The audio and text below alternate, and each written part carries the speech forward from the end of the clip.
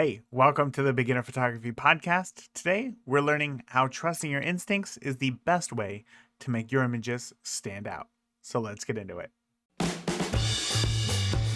Welcome to the Beginner Photography Podcast, a weekly podcast for those who believe that moments matter most and that a beautiful photo is more than just a sum of its settings. A show for those who want to do more with the gear they have to take better photos today. And now, your host, Raymond Hatfield. Welcome back to this episode of the Beginner Photography Podcast. As always, I am your host, Raymond Hatfield, and I am super excited to be here. Today, it's a rainy summer day here in Indianapolis, and I gotta tell you, I'm not happy about it. We have been these past few weeks have been so crazy. We decided to put up a deck last year in our backyard so that we could enjoy some, backyard early morning cups of coffee. Ultimately, we decided not to last year with how volatile everything was.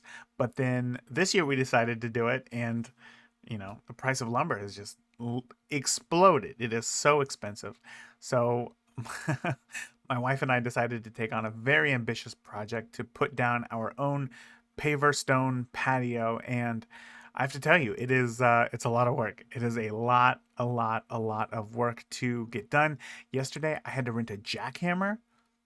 I don't know if you've ever used a jackhammer, but it's a terrifying experience. Like right as you go to, turn it on for the first time, you don't know if it's just gonna like shoot up and then land on your foot and just destroy it. It's terrifying, but I'm happy to say that no destruction was done to any body parts, but just the concrete slab that we had in our backyard. But it's times like this where I wish it's times like this where it's like when I have a project that I'm working on, I focus 100% of my attention on that, which unfortunately means that for the past few weeks, I haven't really been taking many photos. But obviously, still being able to do these interviews is one way that I continue to keep fresh, keep these skills going. And it gets me excited so that when I do shoot again, when we're finally done with putting in, I don't know, 3,700 pavers, and I finally pick up the camera again and start taking photos to really give it my all. And, I'm already in it because I'm having these conversations right now, and it keeps me up to date. And I know that sometimes it's not always easy to keep walking around and have that camera in your hand. Sometimes you do want to take a break.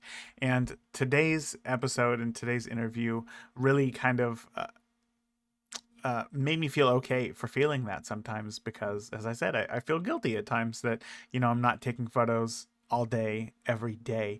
When you have an expensive or a nice camera, you want to take full advantage of it. And when you don't, and it just sits there, So I know that you're going to really enjoy this episode, especially if you have been feeling, maybe down about your photography or you haven't been shooting as much as you would like to. I just want to say that obviously continuing to listen to podcasts like this is a fantastic way to keep that going, because we do have ebbs and flows. Our energy ebbs and flows, and sometimes if we go a while without picking up the camera, it's hard to get back in it. But if you continue to listen to the podcast and better yourself when you do pick up that camera, you're going to be in a much better spot, and you're going to be very happy that you did. So again, today's episode is one of those interviews that I truly learned a lot from this interview. One of the reasons why I started the podcast was just to hear how photographers see the world, right? I want to learn how they see the world.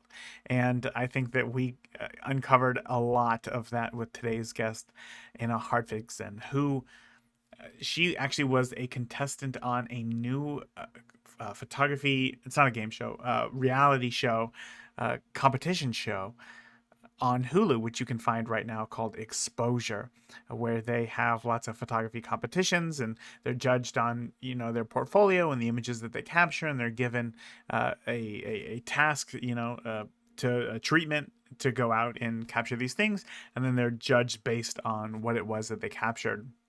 So if you're interested in learning anything about that and how that whole process works and how to kind of see your images a little bit more critically, I would say definitely check out the show, as it's going to give you some great ideas as far as like just things to look out for that maybe as a new photographer you're just kind of not blatantly aware of. You know what I mean? So again, check that out. Really fun, really engaging show. I just checked it out this past weekend, and it was, I mean, it's engaging. It's fun. You imagine yourself in these situations, and it can be difficult, but it just gives you a whole lot more respect for those who are actually doing it, for and putting out the images that they do produce. So yeah, again, you're really going to enjoy this episode. But before we get on into it, I want to share with you one of my favorite photography resources, which is CloudSpot. One of the hardest things for me as a photographer when I first got started was sharing images of my photos. Oftentimes, it would be easy to go out and shoot. I really enjoyed that. I'd come back and edit. I didn't enjoy that as much, but it was still kind of fun. But then when it came time to sharing my photos, I just never did it because there was no easy way to do it. We had a Thanksgiving party at our house again years ago, and I took pictures of everybody who was hanging out and having fun, and it was my wife's family. And then afterward, everybody was asking me for the photos, obviously. So I sent them just a link to my Google Drive with all the photos. And I cannot tell you, like, the entire next day, so many questions from all of my wife's family of like, how do we download this? Like, why does this not look good when I put it on Facebook? The image is so small, like there's no save button because they were looking at it on their phone. Things are just not as easy to do when you're on a phone versus a computer sometimes. And immediately it became clear that like Google Drive is not made for delivering photos. So very quickly I had to find a way to be able to do that. And I've tried several different, image gallery software image gallery services for clients over the years, but I guess it's been about a year and a half now that I've been with CloudSpot, and the amount of just the ease in use with CloudSpot has been a no-brainer. Like I'm going to continue to use CloudSpot for as long as I can imagine because they make it so easy. The galleries look absolutely gorgeous. They integrate with JPEG Mini to reduce your image file sizes. They have what's called grandma-proof downloading of your images. So literally, if you're looking for the easiest way to deliver photos, CloudSpot is it. And what's great is that it is also extremely beautiful and built by other photographers, just for you photographers. And on top of that, they also have a free plan to get you started. Fantastic stuff. So if you want to check out CloudSpot, I highly recommend that you do so. Please stop sending your photos with Google Drive or Dropbox. It's not made for that stuff. It's made for sharing files, not images. Not images. So you can learn more about CloudSpot at cloudspot.io. Again, that's cloudspot.io. You can sign up for a free account, or if you need it for professional uses, then you can sign up for one of their paid accounts, and you can use the promo code BPP60 to get 60 days for free on any plan whatsoever. And again, I truly think that the CloudSpot is one of the best investments that I've made in my business, and I know that it will be for you as well. So again, check that out, cloudspot.io, and use promo code BPP60. All right, so with that, let's go ahead and get on into today's interview with Anna Harvingston. Anna, I'm really excited to talk about the experience and the lessons that you learned as one of the 8 photographers chosen for Hulu's new photography competition show, Exposed. That had to be an amazing experience, and as I said, really looking forward to talking about that. But first, before we get there, I just really want to know, like, how did you get started in photography in the first place? When did you know that photography was going to play an important role in your life? So I've always been interested in photography. Going back to high school, there was a photography class. It was super hard to get into, and you had to have a camera, and the cards just never aligned for me to take it at that point. So it wasn't until years later, when my third child, who is now 12, was a baby, that I really kind of invested in my first, nice camera, as I would call it. And so that was kind of when I really dove in and started trying to learn as much as I could. It's always been like a 2 steps forward, 1 step back thing for me, where it was doing all this research, trying to do these things. It took a long time for things to click for me, but that was definitely the beginning of the road for me. Was way back 12 or so years ago at this point. So at that point, when you bought the camera, it was to document your life, your children's life, them growing up, all that good stuff. Yeah, absolutely. And it was definitely like a fun mix. I mean, I think anybody that's a parent knows that feeling of wanting to take like, pretty pictures of your kids. And Yeah. so it was documenting those moments. It was, getting my girls dressed up and, matching dresses and taking them to the park and taking pictures, taking portraits of them. So just kind of like a whole mix of things to start with that were all very involved around my family. When you got that first camera, and did you just put it in auto, or did you say to yourself, I'm going to really learn how to master this thing right away? Or what was that progression like? I think it was a mix. I mean, I think I started in auto, but I do remember like specifically picking out a camera. It wasn't a DSLR, but it was like a fancy looking point and shoot that you could go in and change the settings on. So I do remember playing around with some of those things and just some basic information. Oh, aperture, you open that wide and you get a shallow depth of field. So I didn't exactly know what I was doing with it, but I was trying to take advantage of some of those features for sure. So, not knowing what you were doing with all this stuff, surely there was some photos that didn't turn out the way that you had wanted. Like, what would you say was one of the biggest struggles that you faced when first learning photography? Going back to that whole two steps forward, one step back, I think it was for me focusing on something and then because I was focusing so much on that one thing, other areas may have been lacking. So, maybe a photo was blurry. So then I was like, okay, well, Google, why are my photos blurry? And then talking about shutter speed. So then I would jump in and focus on shutter speed. Well, I didn't realize at the time, like, oh, well, now my ISO is going to be really high. So my photo's going to be grainy. So then I would go look at it and it was grainy. So now I got to try to tackle that. And it was just like this continuous cycle of, trying to combat these things. Like you said, there was definitely some photos that didn't turn out very great. And so then breaking those down and trying to figure out like what went wrong here and taking that from this one specific thing that I was focusing on and being able to like see all of the things that really needed to be fixed and how to make all of those things work together. Right. That can take a while Oh, it takes a sometimes. while. Yeah. How long would you say from when you first bought that camera until you, I guess for lack of a better goalpost, like when did you start? How long did it take for you to really feel comfortable shooting in the majority of situations? Years. I mean, literally Years. years and years. I joined a forum probably around 2014 called Click and Moms, and it's just this like treasure trove of like information. And that was when things really started to click and come together for me. And I would say they have a program called Click Pro that is an invitation only. You have to submit a portfolio to be accepted. And I wasn't accepted into that until 2017. So like literally like 8 years from when I got that first camera until getting accepted into that program is when I think I finally felt like I know what I'm doing. I have a handle on this. I can control lighting. I can control, I can shoot in manual. I'm comfortable walking into most situations.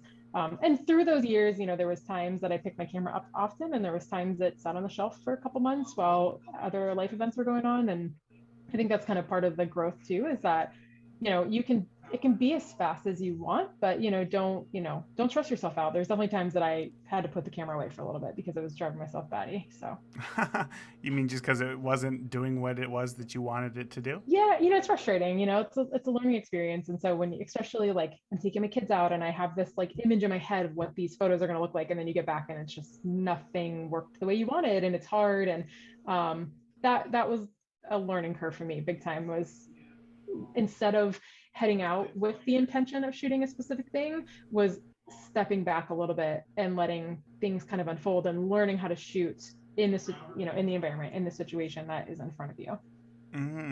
Interesting. Interesting. Obviously, that's when you have kids, you're kind of put into those situations quite often where it's hard to plan a day and what it is that you're going to Right. get. Yeah. Yeah. So in those years leading up to, you said 2017, you were accepted as a Click and Pro, is that right? Yeah, as a Click Pro. Yeah. Yep. As a Click Pro. And it's the way that you're accepted is you submit, it's 150 image portfolio, and Oh it's wow. like, yeah, it's huge, and it's rated, every photo is rated like against a rubric, and it's composition, it's exposure, it's color and saturation, it's creativity. So there's all of these elements that have to go into every single photo and into the portfolio as a whole. So getting that acceptance, was like a huge goal for me because I was trying to show myself that like I could control what I was doing, what I was shooting.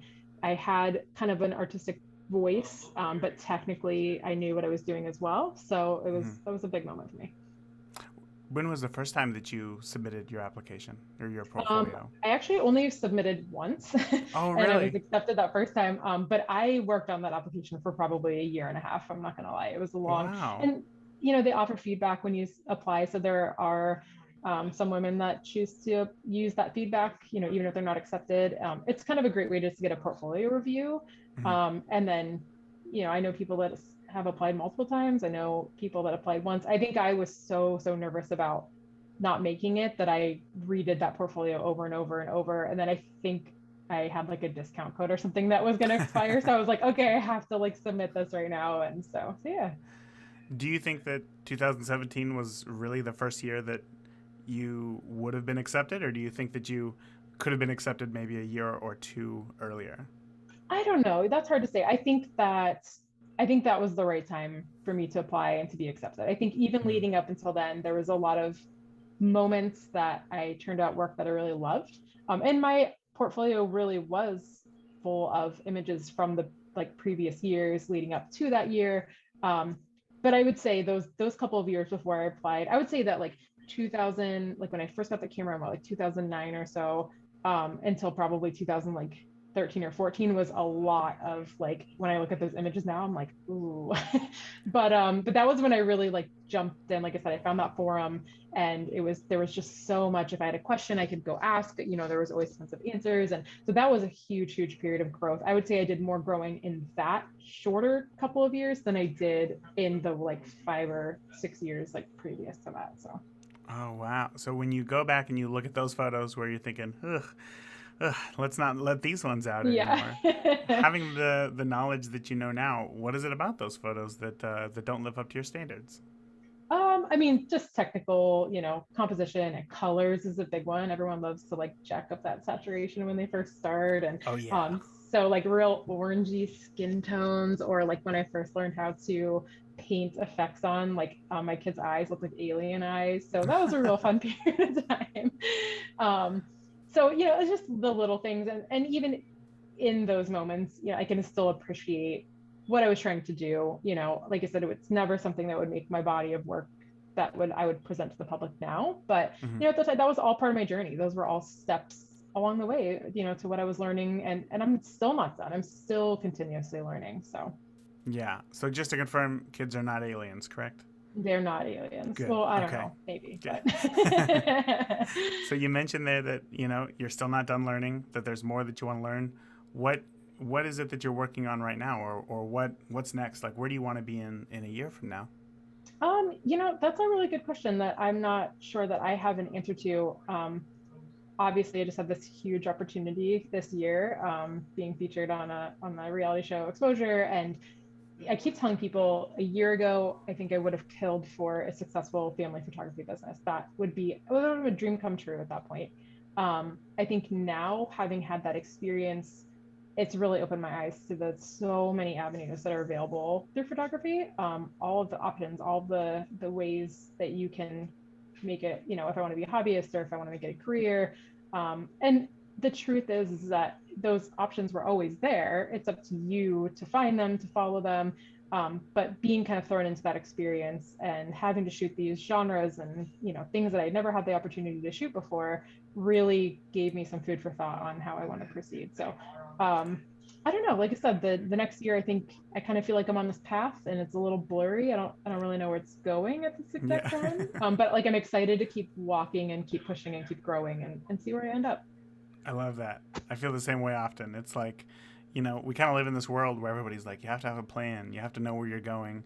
And sometimes I just think, like, am I the only one who doesn't know, like, Right. exactly where I'm going to be in a year from now? Yeah. Like, I have no there, idea. there's something to the magic of just, like, letting things happen and seeing where Right. you go. So that's very cool. Well, let's go ahead and talk about the opportunity that you had of being, as I said earlier, one of the 8 photographers who was chosen to be on the new photography competition show Exposure. So can you briefly give me like the premise of the show and how you came Sure. about to be selected as one of these 8 photographers? Yeah, absolutely. So yeah, the show is called Exposure, and it is streaming on Hulu. The last episode just came out this week on Monday, so if you haven't seen it, lucky you. You can binge the whole thing right now.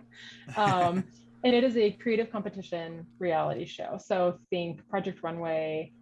Think like those cooking shows. I don't watch a lot of reality TV, so I'm gonna Yeah. struggle here to actually name specific ones. But it's that format where you have challenges. You had a flash challenge and a portfolio challenge every week. Somebody was eliminated, and then there was one winner at the end. There's 6 episodes, and the kind of twist is that the entire show we shot with Samsung Galaxy S21 Ultra phones. So very heavily rooted in photography. Everything that was judged, it was the same criteria that you would judge any photo. It's lighting, it's composition, it's creativity. But our tool was simply a cell phone. So, So how did you get chosen, or how did you apply? How did that work? there was a casting call out, but I actually I wasn't aware of it. I got an email from a casting director and they kind of told me about the opportunity. I actually thought it was a scam at first. I came home and told my husband, I'm like, yeah, I got this really weird email. And he was like, are you going to email them back? And I was like, I don't know. And he was like, I mean, you could at least hear them out. So I emailed her back and she sent me over some more information and asked if I was interested. And I was like, yeah, sure, why not? So put in an application, had an interview very quickly. And it was actually like kind of like boom, boom, boom. And then just started waiting to hear. And yeah, I got a call that, hey, you've been selected as a finalist, and went out, spent about a month in LA. Obviously made it onto the show and filmed. And yeah, it was crazy. It was one of the craziest experiences of my life. So, did you know when I guess you got that email or when you started to apply that it was all going to be done on a cell phone? We had no idea. Okay, so tell me what your thought process was. Was it like I have to bring all my gear, I have to prepare, I have to like what was going through your head? Yeah, I mean, you're trying to like prepare and you don't know what to expect at all. And they told us like, you don't have to bring your gear with you. Um, so when we got the phones, I was unfamiliar with the Galaxy. My husband had a Note, a year or two ago that I'd played with the camera on a couple times, but I shoot with my cell phone a lot. So I actually was not at all put off by it. I was kind of, I mean, it wasn't that I was like, oh, so, this is so fun. Like I love my camera too, but I wasn't intimidated by the fact that we were given these phones because I shoot on a phone all the time and I love it. I actually wrote a magazine article a couple of years ago about it. Just because as my kids have gotten older, shooting on a phone has it's just easy. It's like I've carried around diaper bags and stuff for my kids for so many years, and it's freeing to just pull your phone out of your pocket and shoot with it. So I was excited about it. Yeah, what I'm interested to know like because oftentimes, especially with new photographers, you spend the money on this, this nice camera, you get it. Sometimes, obviously, it's going to be larger than a phone, and at points you do have to make that decision of like, well, when do I choose the phone to take a photo, and when do I choose the DSLR here? So, do you have like a yes no type answer for when you would use either or? I mean, I don't think I would ever shoot anything that I did for like a client, or not that I really run like a business, but like if I'm like, taking photos for friends or something, I would never just take my phone and whip that up, be like, here we go, let's get started. But I do like to incorporate shooting on my phone into those sessions. There's a lot of fun things that you can do. You can take short video clips that you can turn into GIFs or GIFs. I don't know how to say that. So we're just either one. Everybody's very split on that. So yeah, I'm not. like I don't really know how to say it. So we're just, what I'm talking about. And just like having like different lenses available on the phone, the ultra wides, the telephoto, different effects that you can get easily on the phone. Like it's just fun. A lot of people want to print their stuff, but a lot of people are just interested in sharing it online. And so like to have those fun little moments, I'm not worried about it being shot on the biggest sensor possible. I'm just worried that we captured the emotion and the fun. And so anything outside of that, it's going to weigh depending, what are we doing that day? Where are we going? The past couple of trips, obviously it's been a little while since we went on like a trip, but like my husband and I try to go somewhere once a year for a week or so. And I am usually very intentional about only bringing my phone because we're there to enjoy ourselves. And the point of the trip isn't for me to bring my camera and set aside all this time. But at the same time, I still want to document as we go. We went to Boston a couple of years ago and it was a busy weekend. We were there for a wedding. That was actually probably the first time I said, like, I'm not bringing my camera. And I just shot the whole weekend on my phone. And then we had like a 2 hour plane ride back home. And it was so cool because by the time I got off the plane, I had culled all my images, edited everything. Like the whole trip was like edited. And I was like home and I was like, wow, this is like so cool. And I could just share the images like whenever I wanted to.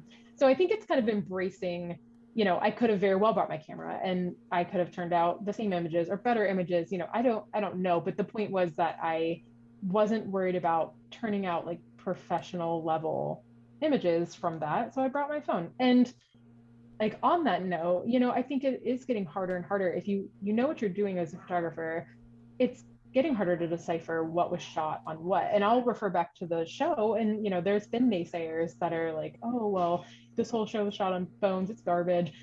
But if I'd showed you the images that we created before I told you that we shot them on phones, would you have known that we shot them on phones? Because I'm gonna wager that your guess is probably no, you wouldn't have had any idea. So It's amazing how far we've come with technology yeah. just in the past few years. Like I remember how excited everybody was back in like '09. They're like, oh my gosh, like cell phone cameras today are amazing. And now it's like if you were to use, an old phone from 2009, you'd be laughed at. Like these phones are ridiculous. Where we're Right. at today Like is you so said, much even just the better. last few years, like the last like 2 to 3 years, the quality of the cameras that are coming on our phones is like it's insane. It's literally insane. So Yeah. I love it. I love, as you said, I love kind of blurring that line between like what was taken here, what was taken there. It's fun stuff. So yes. back to the show. Like when you showed up, I want to know what was for you the most challenging aspect of the entire competition as far as the photography angle goes. I think just probably, I mean, I guess I hope this fits into exactly what you're asking, but like self-confidence. It's I don't know about you, but I'm constantly questioning, how can I improve? How can I get better? Is my stuff good enough? Quote air quotes on that. And so walking into that room and seeing, the 7 other contestants and, it's like I correlate, like flashy hair and like cool clothes and I'm like, oh my god, these people are like artists. And like I'm this mom, from little Erie PA. And so I think that was like the big one for me was having to step up and like perform and not feel completely out of place. And that's hard when you're under a lot of pressure. You're putting pressure on yourself. You have this time limit. And so I think what it really was I had to step back and really own my skills and what I know. And that ended up paying off. I won't give like spoilers away, but um, I was really nervous that first episode. I think that was probably my my biggest thing was like, please just don't go home first. As long as I can get through one episode. And so to like successfully pull off a challenge, relying completely on myself and the skills that I've acquired over the years, just doing things like capturing my family. I've mostly been a hobbyist. And so having to take those things that I've learned, the hours and hours and hours that I've put into, getting better at this craft and then do something that ended up being very successful was like, okay, like I've got this. I've got a handle on this. I can trust myself. I know what I'm doing. And that helped me a lot. I think if I was in the same position, I would feel exactly the same way. I mean, you walk in, especially now, it's like, I was born in '88, so it's like growing up, I didn't even have like a cell phone in high school until like I was a Yeah, senior, me either. and now it's like, but now the 20-year-olds or whatever have had phones their whole life, and I feel like I can look at them, and they're just, I mean, obviously not as a whole. This isn't a blanket statement, but there's more creativity, like freely. Like maybe it's easier to be creative. Like when when Yeah. Well, when I these talk tools with are more accessible. So, right. yeah. Yeah. So, as you were saying there, thank you for trying to for putting together my long convoluted idea into much simpler terms there. And I feel like I would probably also feel pressured to maybe just throw like a Hail Mary pass and do something that maybe I wasn't that wasn't within my zone of genius in terms Yeah. of photography. Did you feel like that at all, or you found it pretty easy to stay true to Um, your style? yeah, I did. I was able to really stay true to my style. I think for that first episode, it's like they throw that flash sound at you. This is so brand new. There's cameras everywhere. Like you're just like I was like petrified. I'm sure if you watch it, you'll be like, oh wow, she's terrified. um, and so I think I was trying to be very like literal at first, like with the challenge that we had. And it wasn't that what I created was bad. It just didn't stand out in any way. So I very quickly figured out like, okay, I need to stay true to what I know because what I don't have time to do is try something completely different. I don't have time to emulate somebody else. But I also have to throw creativity in there. So how can I do that? How can I bring over these skills that I'm good at, that I know I'm good at, and then what can I add? So it's kind of like playing it safe in the risky zone. It's like I've got to be risky enough to stand out, but I also cannot deviate so far from myself that like I'm very comfortable. I edit in Lightroom, and I would never like put it on myself to create something perfectly in camera that I'm like, I'm not going to touch this later. Like I don't do Photoshop and stuff. Like that's not really in my like my area of expertise, but it's like I shoot knowing that I can like alter colors a little bit. I can, like dodge and burn, and like I can do these tweaks that are going to bring this to life. So how do I take a photo, know that I can use those skills, and then what can I add? Like what's the extra layer? What's the icing on the cake that I can throw on that I'm comfortable doing that is going to make me stand out in this competition? Do you have an example of what that icing on the cake was? Are we talking editing, or are we talking tricks in camera? I think it depends on each challenge. So like to talk about the first portfolio challenge, we had to self-portraiture, which we were all terrified of. And then we had to recreate a historical painting. And so for me in that moment, my thought process is, okay, what literal elements, going back to the flash challenge in the episode where it was a throwback Thursday challenge, we had to recreate a childhood photo of ourselves. And I very literally brought elements over, tried to lay things out, exactly the same as they were in the photo. For that later one, I did want to bring over elements from that photo specifically, hey, this color, this hairstyle, this same composition and pose. Those are things that I wanted to bring over. And then the twist that I wanted to add was a play on the name of the painting, which the name of the painting is A Portrait of a Young Woman. And so what I did was, and especially since this was like a cell phone related show, was I borrowed a phone from another contestant and took a selfie of myself. So I'm like in the same pose with the same lighting. So I lined all these elements up and then added that as a twist that like, hey, Yeah. here's a modern version of that. And it took me like I had to think on it for a couple minutes to think like, what can I do to make this different? What can I do? And I think there's various elements. I could have made it humorous. I could have done a couple things, but in the end, that I was like, I feel like this is enough to make this stand out, but not so risky that they're going to be like, hey, you didn't quite hit the mark here. There was enough literal elements that I brought over to stay safe. So That was a fantastic example. That is that is so great. You know, I try to put myself in that situation, like trying to think, and I would 100% be the person to try to go so overboard that that I would just fall flat on my face. So yeah, I'm yeah, glad that that worked out for you. yeah, me Yeah. too. Do you think that your photography is going to change or evolve going forward now that the show's over? um, yeah, I think in ways it will. I think knowing that I can always go back to those skills that I've acquired, as my photography changed through the years, as my kids grew up, got older, I I very much took on a much more documentary approach. We have our times we go and take portraits and things like that, but overall, I would say if I had to pick like two genres that I really do a lot, it's documentary and it's landscapes and nature. And it's those because documentary is based around my family. If we go to the park, I'm not asking my kids to look and smile at the camera. I'm just going to find a fun, creative way to document that experience that brings it to life for the viewer that they can connect with, a fun angle or a burst of light, something that really draws them in to what is like an ordinary moment.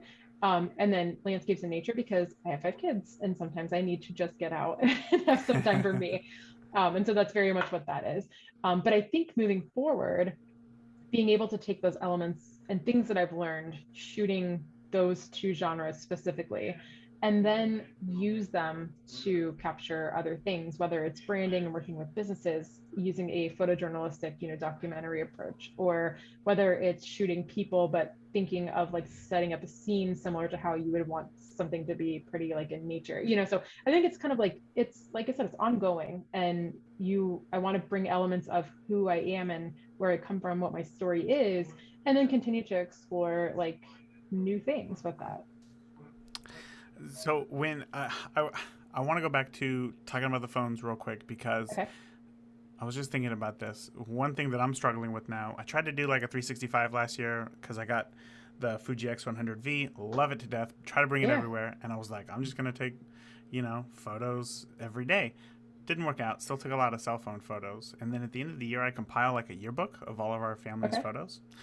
But I had a hard time organizing both like DSLR and phone photos together. So, as somebody, I think you said earlier, maybe it was before we were recording, but you said that you do about half and half. How do you Yeah. organize all those photos to keep them all? Do you keep them all in one place, or how does that work for you? I do. So I edit mostly in Lightroom, and I am a like convert. I started with Classic years ago, but then when the new cloud-based one came out, I switched to that, and I know everyone hates it, so I'm sorry, that's my answer. But I love it. I I'm I I'm there love with it. you. Yeah. I totally love it. And like I have it pulled up on my computer right now, but I love that I can get on my phone, I can get on my tablet, like I can jump on anywhere and share those photos. I can upload photos from my DSLR, and I keep calling it DSLR, but it's actually a mirrorless camera. So Right. just, Yeah. yeah.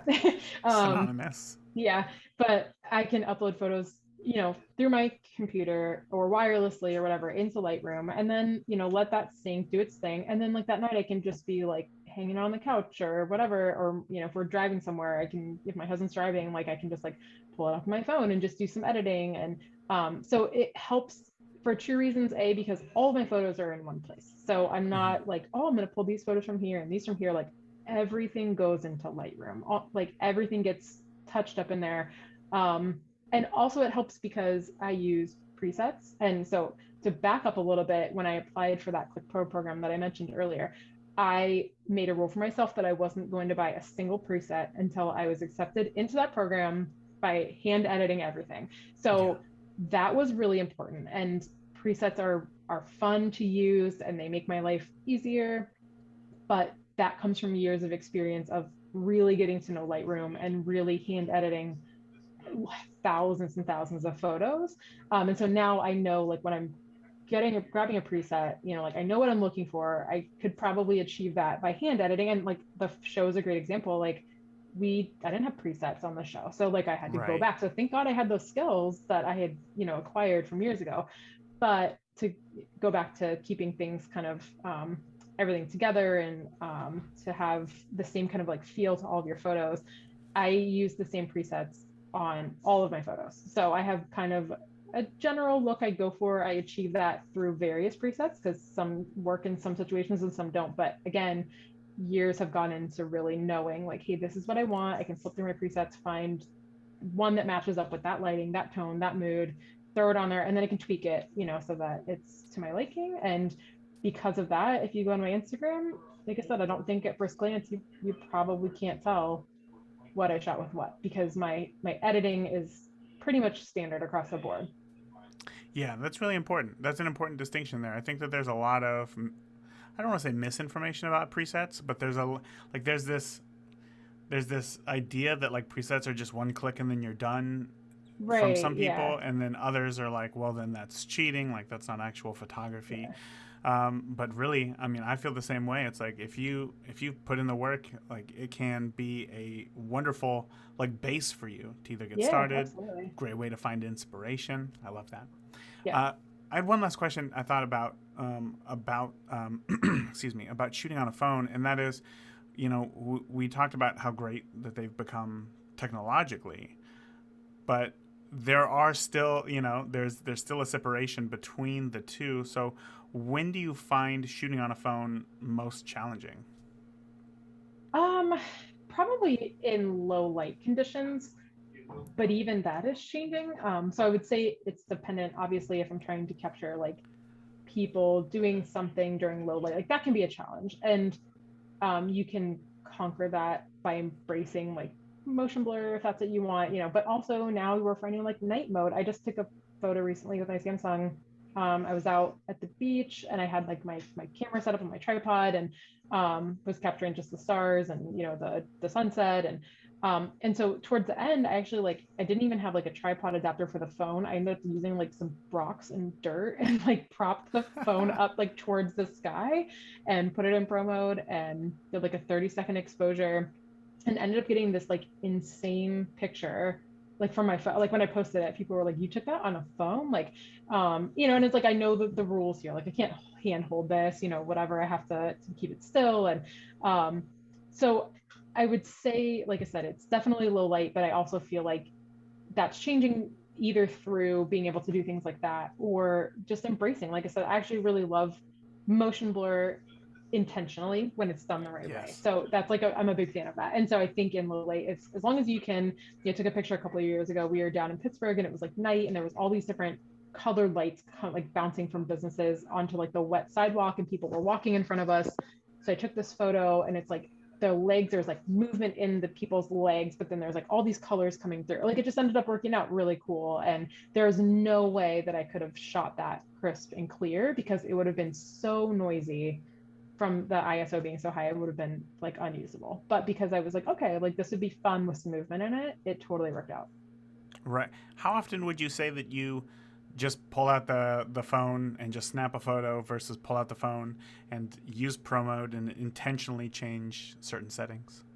Probably like 50-50. Oh wow. I'm a big advocate for like, I tell people, take your safe shot. Like, don't miss Yeah. out on a moment because you were so worried about adjusting your settings or capturing it super artistically. Like, these are still moments of our lives, of my kids' lives. And I don't want to like look back and be like, oh, wow, we had no pictures of that because I couldn't figure out how to get it to work. And then, so we just had no photos. Like, I would rather pull out my phone, take a snapshot, just right in photo mode, have that memory, and then get creative from there. Then go in and enter pro mode. And, again, um my kids have phones too, so it's like it's not even just on me anymore, not all my kids, but like my older kids have phones, so like they're also doing the same thing and documenting and so sometimes it allows me to kind of be a little bit more creative because I know like as a family we're kind of all documenting these moments and I'm the one who's allowed to like stop and slow down a little bit and get a little bit more creative but it's Oh, fun to see very my cool. kids do that too, so like they kind of Yeah. pick that up for me, I guess.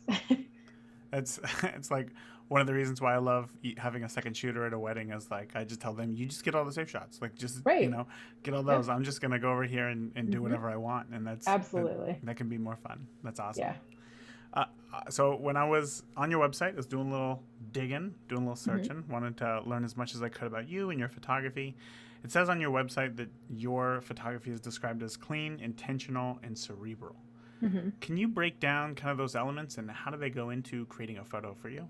Yeah. So, I mean, clean, I feel like um, overall, I want my work, I mean, like, I want it to be colorful. I want it to be kind of crisp, clear. I don't want it to feel like too heavy handed with editing. I don't want, I want the colors to feel natural and normal and then presented in a way that's like eye catching and pleasing. And so, like I said, I don't know how to explain it. Like, I'm not like lots of noise. I'm not, like super like matte. Like, I just want everything that I present to be presented in this like clean, clear, beautiful way, especially because like I go back a lot to like life's hard. We have like a lot of moments in life and what I don't want is to present it in a fake way. I don't want these moments to feel forced. I don't want them to feel like social media in general has this way of presenting. We always say it's like, oh, it's the highlight reel, right? Like it's the best of everyone's lives and like then the real part is like hidden behind that. And so what I want to do is take these mundane moments and share them that people can look and say, oh yeah, like I take my kids to the park too. Oh, we go to the beach. I know what that feels like. I know what that moment plays out like.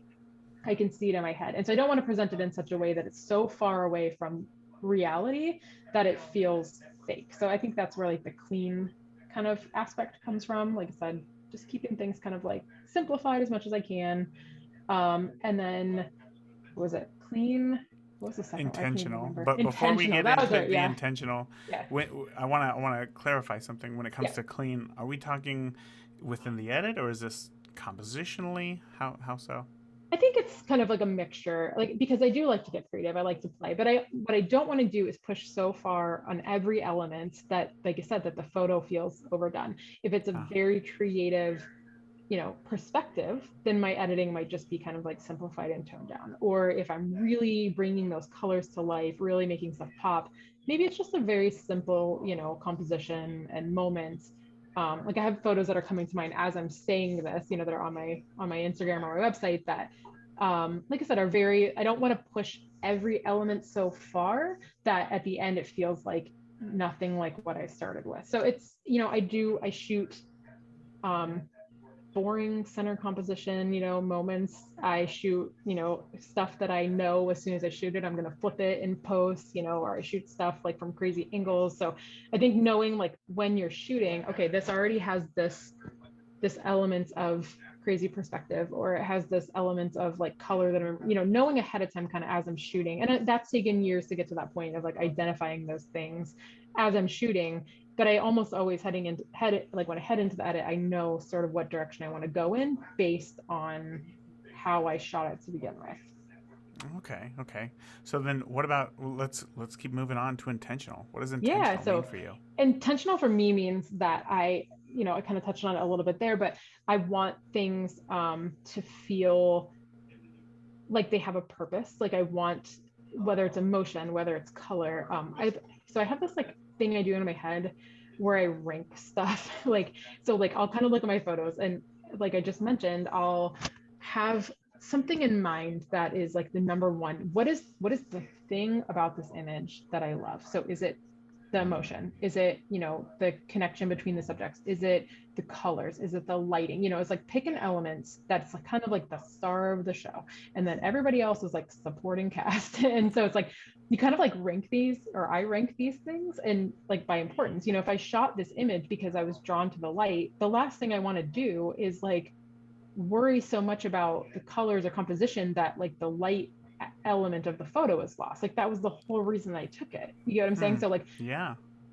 so then I kind of like have this like internal ranking system where I like, what was the intent behind this image? Why did I shoot this image? What drew me to this image? And like I said, that answer can vary. I don't have one thing that I shoot. I like to shoot a lot of things. I like to shoot my kids. I like to shoot flowers. I like to shoot, boring stuff in our house. But there's always an intent and a reason that I was like drawn to capturing that moment, or why I chose to capture it in a certain way. So that's the intent behind it, is what, like I said, what is this, the star of the show, this image, and how do I bring that to life using kind of like supporting elements? What is the star of the show in this image? Where did you learn this? This isn't something that, this isn't in your first camera manual when you first get a camera. I would say Yeah. that, you know, typically photographers wouldn't even think about this for years. So where Yeah. did this come about for you? I think this is probably a more recent um, development for me. I don't think, sorry, there's something really loud outside.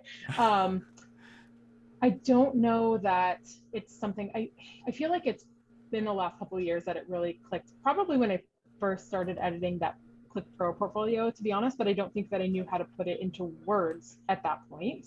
What um what that why I was doing what I was doing. And that's kind of like the way I found to describe it after some time thinking, is that that's what it is for me. It's deciding, there's lots of moments that I'm drawn to shoot, and so why am I drawn to shoot those? And so I, like I said, I feel like it's been a process for a while, but I think I've really only learned how to put that process into words more recently to kind of get other people to see it from the same way. So I need to. I feel like I try to do something like similar to that, but it's only when something stands out as the star of the show. Very yeah. rarely do I ask myself that question all the time, but I think I'm going to try to incorporate that more into Yeah. my Yeah. my work, because it can only help, right? Like it can Right, only make yeah. you And it's more always a intentional. balance.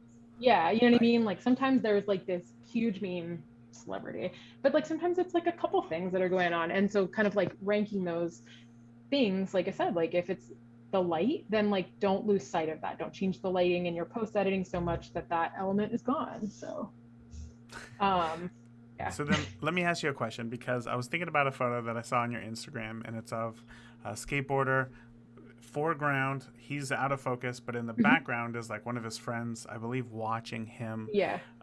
skating. So in a situation like that, um, like when you're taking the photo, is that immediately to you like that's the star of the show? Like his buddy watching him skating is the star of the show here?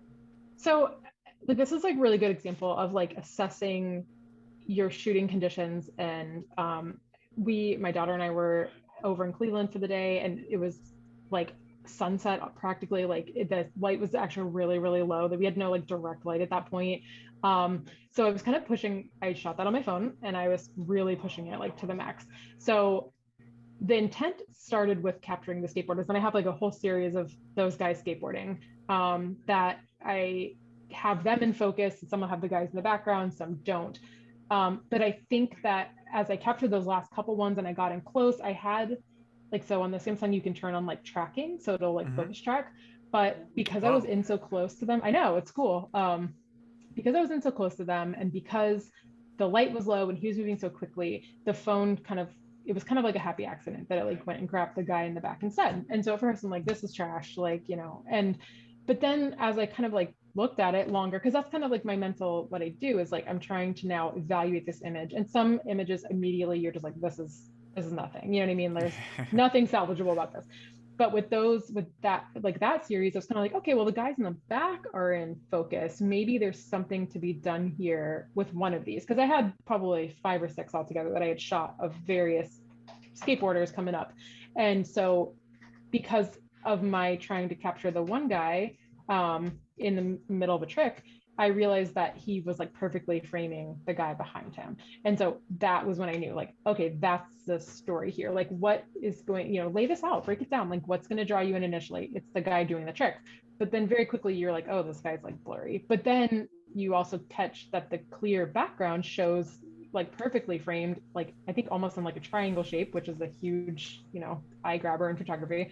Um, his friend in the background. So now it turns from a sports action shot into a storytelling image. And so like being able to break those things down, and especially when you're shooting on the fly like that, like they were strangers. I stopped and was like, hey, can I take some pictures of you? I promise I'm not a weirdo, and so I was already kind of like in a weird situation with it. And then so to stop and like break down all the images, I never just go in thinking, oh, I'm just going to grab this one. Sometimes I'll shoot things and I'll know like, oh, I'm going to love this. I'm going to go specifically look for this later. But in that moment of like storytelling and documenting, I think being able to like really assess every image and then see, sometimes there are happy accidents, and sometimes the happy accidents are because you set yourself up for that in a sense. And sometimes they just kind of happen, but like embrace those and then learn from them as well. Like that's something that I would shoot ordinarily anyway, say that I had my big camera there, like setting your story up like that to frame and using layers, that's all things that go into to photography. And so like I said, in that instance it worked out a little backwards for me, but because I could still identify those elements of the frame and know that that was something that I've used before and I'll use again, it ended up working out really well. I don't even think that we have to go into the cerebral aspect of your photography, because you pretty much just laid it out right there. Yeah. The whole thought process. But I guess before I move on, is there anything else to that, to the cerebral aspect that you do want to touch on? No, I think like you said, it really kind of laid a lot of it out. I think those 3 elements really work well together, and Yeah. it's kind of knowing your skills, knowing what you're shooting, being able to really just pick apart stuff and be intentional, be literal, but also be creative at the same time. Right. Okay. Well, I know that we're getting to the end of our time here, but I want to ask you if you could go back in time, right? 14 years ago. Was it 14, 12 years ago when you first Yeah, got 12, 13, somewhere. okay, 12 years ago when you first got your camera, if you could tell yourself anything in that moment about photography, obviously, maybe not Yeah. stocks, just photography, what would it be? Probably, it's probably a super cliche answer, but just keep doing what I was doing, because it's because of making those choices, even along the road. I think I had a tendency to question myself, like, why am I doing this? Is it even important? Why does it matter? But then really like you get years later and you're like, no, like I'm glad I pushed myself. And I'm also glad that I gave myself breaks when I needed it, because I like to pick up hobbies and then like get drop them really, really quick. I'm like a serial hobbyist. I'll be like, I'm gonna go buy all this yarn to do this, and I'm gonna buy this, but this is the one thing that I stuck with, and I think it's because I allowed myself that grace to like put it away when it was frustrating and come back to it, and like I never stopped exploring it, and just knowing that, like I said, if I took 2 steps forward and then I took a step backwards, it's okay because I was going to take 2 more steps forward. So just keep pushing yourself and be open. And that's what I think that I have been, and it's paid off because I've gotten to this point with it. So Yeah, and obviously it's, yeah, as you said, it's paid off. You've gotten quite a bit of recognition. Your photos are, I mean, it's always interesting, when I think about like family photos, uh, I think we as photographers just want to take the best photos possible.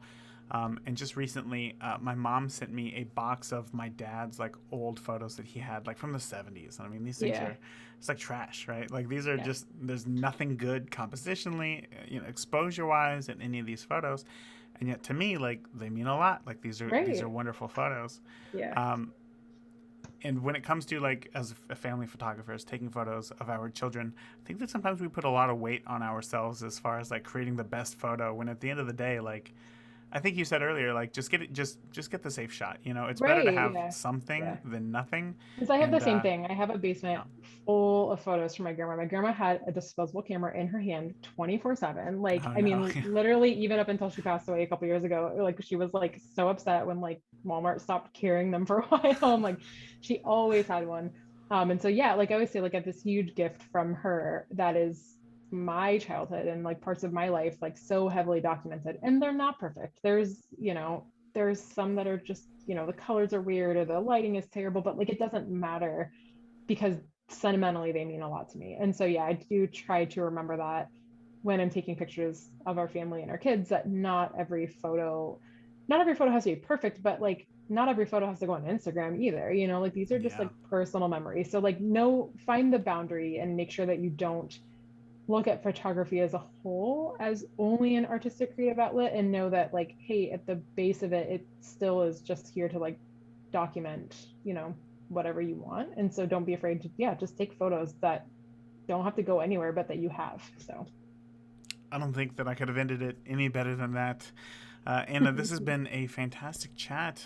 For everybody listening who wants to learn more about you and see some of your work online, where can they do so? yeah, I am on Instagram. My Instagram username is at Anna Margaret Photos. You can also just look up Anna Hartvixen on Instagram or Facebook. You'll find both my pages. And I also have a website. It's www.annahartvixen.com. Perfect. Of course, I'm going to link to all those things in the show notes, so that if anybody's driving right now, they don't have to stop and pull over, get a post-it note or Try to something. figure out how to spell that name. Yeah, exactly. So yeah, like I said, I'll put those all in the show notes. And again, thank you so much for coming on, sharing your wisdom, your expertise, and your experiences, your unique Yeah. experiences. And I look forward to keeping up with you in the future. So thank you. Thank you so much for having me. I had a great time. I told you earlier how much I love to have these types of interviews while I'm, not shooting as much as I am.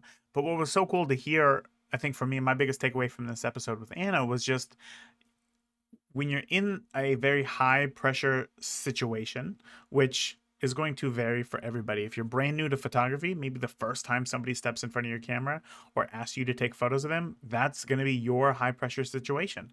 Years later, it might be you being on a competition game show. But whatever the case is, whenever you're in that high pressure situation, don't do what I said that I would do, which is just throw a Hail Mary pass and just try to do something over the top creative, over the top, inventive and brand new and something that you've never tried before, because you don't have time for that. They clearly asked you for photos for one reason or another, and it's because they liked your work that they saw of yours. So don't try something new. Stick to what you know. And then, maybe experiment 5 or 10% of that. Push yourself just a little bit, but don't try to reinvent the wheel. Don't try to reinvent the wheel. So yeah, I would love to know your biggest takeaway from this episode with Anna. This was such a fun conversation.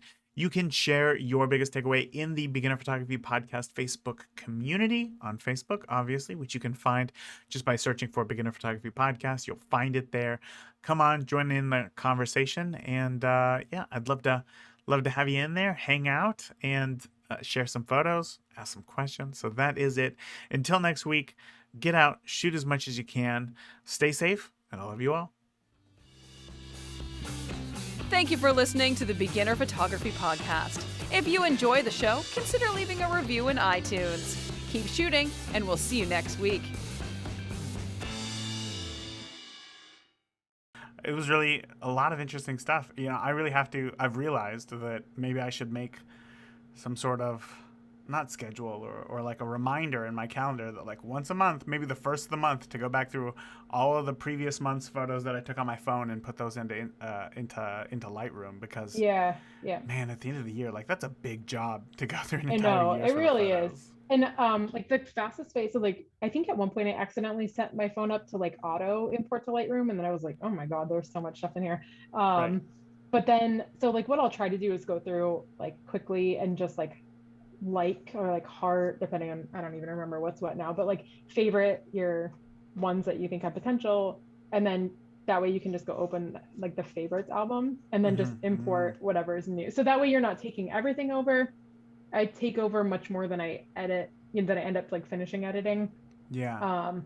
But that way, yeah, like I said, I can kind of cut down, not everything goes into Lightroom, but like if I go into Lightroom, like there might be like 5 or 7 images from, a moment, and I'll pick one, and I'm terrible about deleting stuff out of there. So there's just like a ton of photos in there, but yeah, people are like, I love Lightroom because it's a catalog. I'm like, oh yeah, no, my stuff's just all in there. It's just a shoebox. It's not a catalog. Yep. Catalog implies some sort of organization. This is just a shoebox. Yeah. So can you set up within the app to only bring in favorites?